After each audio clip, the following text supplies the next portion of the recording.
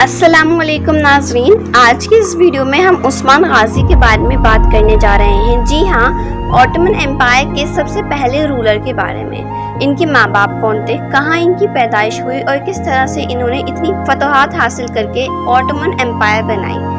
जो भी आपके मन में सवाल है, इन सवालों का जवाब आपको आज की इस वीडियो में मिलने वाला है। तो चलिए शुरू से लेकर लास्ट तक हमारी वीडियो में बने रहिए। तो नाज़रीन, उस्मान सरदार की पैदाइश 1258 में 13 फरवरी वाले दिन हुई थी, लेकिन ये डेट अभी भी कंफर्म नहीं है कि ये डेट गलत है या फिर सही। इनकी पैदाइश सूरत में हुई, हालांकि इनके बाबा अर्तुगरुल गाजी और वालिदा हलीमा सुल्तान थी। और अगर अर्तुगरुल गाजी के बारे में बात की जाए तो वो उस्मान सरदार के वालिद और काई कबीले के सरदार थे। अगर आपको इनके बारे में भी डिटेल में जानना है तो कमेंट कीजिए, इनके ऊपर भी हिस्ट्रिकल वीडियो बनाई जाए। और अगर हम हलीमा सुल्तान के बारे में बात करें तो सिर्फ वो सरदार अर्तुगरुल की ज़ौजा नहीं थी, बल्कि एक सल्जूक शहजादी भी थी। अर्तुगरुल गाजी का अदाकार निभाने वाले अदाकार एंगिन अल्तान दुज़यतन हैं, और वहीं हलीमा सुल्तान का अदाकार निभाने वाली अदाकारा इसरा बिल्जीक हैं। अर्तुगरुल सरदार और हलीमा सुल्तान की स्टोरी और अर्तुगरुल साहब की बहादुरी के बारे में अगर आपको जानना है तो कमेंट कीजिए वीडियो के लिए। चलिए नाज़रीन, अब बात करते हैं सल्तनत उस्मानिया के बानी उस्मान सरदार के बारे में। जी हाँ, ये अर्तुगरुल गाजी के सबसे छोटे फर्जंद थे, 3 भाइयों में सबसे छोटे, कुंदूज, साफची और ओस्मान। जी हाँ नाज़रीन, ये असल नहीं है। आपको अगर इनकी असल तस्वीरात देखनी है तो थोड़ा इंतजार करना होगा, जिसके लिए हम एक नई वीडियो लाने वाले हैं। ये तो वो अदाकार हैं जो इन महान हस्तियों की अदाकारी निभा रहे हैं। अब बात करते हैं उस्मान सरदार की ज़ौजा बाला खातून के बारे में। ये बहुत ही खूबसूरत और बहादुर थी। ये हमेशा उस्मान साहब के शाना बशाना खड़ी रहीं और हर मुश्किल लम्हे में इन्होंने उस्मान सरदार का साथ दिया। फिर उस्मान सरदार ने वारिस न होने के खातिर मलहून खातून से दूसरा निकाह किया, जो एक तुर्क कबीले के सरदार की बेटी थी। मलहून खातून से उनका फर्जंद औरहान हुआ, जो कि बहुत बहादुर और ज़हीन था। औरहान सरदार बहुत ही बहादुर सिपाही और सिपा सलार रहे हैं। उस्मान सरदार की वफात के बाद उन्होंने ही सल्तनत उस्मानिया को संभाला और उसके दूसरे बानी रहे। तो नाज़रीन, जब हम उस्मान सरदार की ओर आते हैं तो उनकी बहादुरी का अगर कोई एक किस्सा हो तो मैं आपको सुनाऊं। बहुत से किस्से हैं, लेकिन मैं आपको एक किस्सा सुनाती हूँ जिस दौरान वो लगभग 14 से 15 साल के थे। ये तो आप सभी जानते होंगे कि वो कितने ज़हीन और बहादुर थे। वो बचपन से ही बहुत ज़्यादा बहादुर थे। ये नहीं था कि बड़े होकर वो बहादुर बन गए थे, वो बचपन से अच्छा जहन रखते थे और बहादुर थे। एक बार का किस्सा है, अर्तुगरुल गाजी एक मुहिम पर जा रहे थे, जिसकी वजह से उन्होंने उस्मान को कबीले से बाहर शिकार के लिए या किसी भी काम के लिए जाने से मना किया था। लेकिन उस्मान को किसी का वादा निभाना था, जिसकी वजह से उस्मान सरदार कबीले से बाहर चले गए थे। तारीख में ऐसा बताया गया है कि वो किसी लड़की का हार तलाश करने के लिए कबीले से बाहर गए थे शिकार के बहाने। भाई की तलाश में उनके बड़े भाई साफची भी उनके पीछे पीछे रवाना हो गए। दोनों भाई मिल चुके और साफची सरदार और उस्मान सरदार जब कबीले रवाना हो रहे थे तो उन्होंने दुश्मनों की बात सुन ली। दुश्मनों को भी अंदाजा हो गया कि किसी ने हमारी बात सुन ली है। उन्हें मारने के लिए दुश्मन उनके पीछे रवाना हुए। दोनों ही भाइयों ने बहादुरी से मुकाबला किया, लेकिन आखिरकार साफची साहब बेहोश हो गए।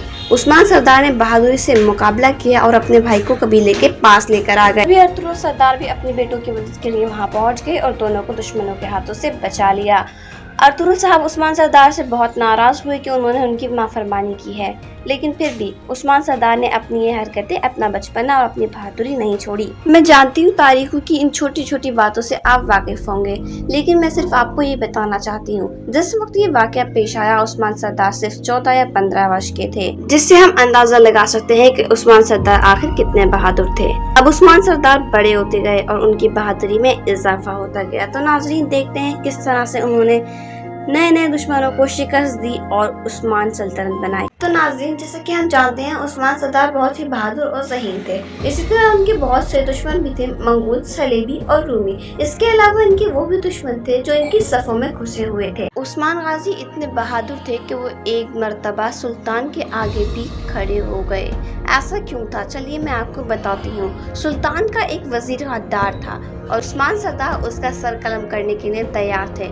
सुल्तान ने रोका, लेकिन उस्मान सरदार ने नारा बुलंद किया, जालिमों पर रहम, मजलूमों पर जुल्म है। ये कहते ही उसके वजीर की गर्दन काट डाली। सुल्तान के सामने आकर तो इन सब बातों से हमें पता चलता है कि उस्मान सरदार कितने बहादुर और ज़हीन रहे होंगे। नाज़रीन, उस्मान सरदार की ज़हानती तो बात ही न करें। वो वज़ीर जो सुल्तान की सफ़ों में था, उसे सुल्तान तक न पहचान सके और उस्मान सरदार ने उसका असली चेहरा सबके सामने लाकर बेनकाब कर दिया। नाज़रीन, उस्मान के बाकी सीजन के बाद जिस तरह से हमें उस्मान का सीजन 6 दिखाया जा रहा है, आप समझ ही गए होंगे कि उस्मान साहब को भले ही इस नाटक में ज़रूर दिखाया जा रहा है, लेकिन एज अ करेक्टर और सारे जो स्पेसिफिक रोल है वो ओरहान साहब को दिए जा रहे हैं। तो नाजरीन, आप सबके मन में ये सवाल आ रहा होगा कि जैसे कि मैंने आपसे कहा था, मैं आपको हर सवालों का जवाब यहाँ पर देने वाली हूँ। तो आपके मन में ख्याल आ रहा होगा कि आने वाली सीरीज़ तो अभी चल ही रही है, उस्मान साहब की मौत दिखाई भी जाएगी या नहीं,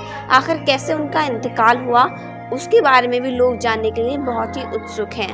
तो चलिए, हम नहीं जानते कि नाटक में ऐसा कुछ दिखाया जाएगा या नहीं, लेकिन हमें तारीखी कितारों से कुछ ऐसी खबरें मिली हैं जो हैरानकुन हैं।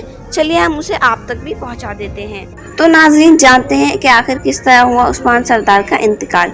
जैसे कि हम जानते हैं, बुरसा फतह करना उस्मान साहब का सबसे बड़ा मकसद था। क्या उस्मान साहब बुरसा फतह कर पाए या फिर उस्मान साहब का ख्वाब ही रह गया? किस तरह से उस्मान साहब का इंतकाल हुआ, चलिए जानते हैं। नाजरीन, उस्मान सरदार का ख्वाब बहुत बड़ा था और ताबीरें भी उसकी बहुत बड़ी बड़ी थी। उस्मान साहब के इंतकाल का सन 1324 या 26 में से कोई एक बताया जाता है। नाजरीन, ये सन कंफर्म नहीं है कि 1324 या 26 में उनकी वफात हो गई, लेकिन नाजरीन, हम ये भी नहीं बता सकते आपको कि इससे 1-2 साल पहले या फिर 1-2 महीने पहले की ये वाक़या है जो हम आपको सुनाने जा रहे हैं। नाज़रीन, उस्मान सरदार को कोई बीमारी हो गई थी जिसकी वजह से वो बिस्तर पर पड़ गए थे। उस्मान सरदार सिर्फ 2-4 लम्हा इसलिए जी रहे क्योंकि उन्हें बुरसा की फतह देखनी थी। बाबा की तबीयत बहुत खराब थी, तो सारी जिम्मेदारी ओरहान सरदार के कंधों पर आ गई थी। उस्मान सरदार का ख्वाब पूरा करना उनकी जिम्मेदारी बन चुकी थी। ओरहान सरदार भी अपने सिपाहियों के साथ रवाना हुए और फतह की खबर के साथ वापस लौटे।